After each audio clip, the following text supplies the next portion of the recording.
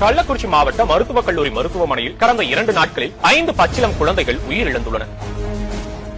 Government அப்படி பண்ணாங்க. Government நம்பி தானே இந்த ஹாஸ்பிட்டலுக்கு வரோம். காசு இல்லாம தானே கவர்மெண்ட் ஹாஸ்பிட்டல் நம்பி வரோம். கவர்மெண்ட் ஹாஸ்பிட்டல் இந்த மாதிரி பண்ண நாங்க என்ன பண்ண? நீங்களே பதில் சொல்லுங்க. தமிழ்நாடு கவர்மெண்ட் என்ன எடுக்க போகுது, என்ன டிசிஷன் எடுக்க போகுது?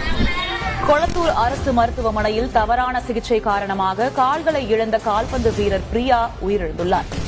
திருவள்ளூர் அருகே அரசு ஆரம்ப சுகாதார நிலையத்தில் மருத்துவர் இல்லாமல் செவிலியர்கள் பிரசவம் பார்த்ததால் குழந்தை இறந்ததாக பாதிக்கப்பட்ட பெண் காவல் நிலையத்தில் புகார் அளித்துள்ளார். எதனால் எளிய தமிழ் மக்களுக்கு இந்த இன்னல்கள்?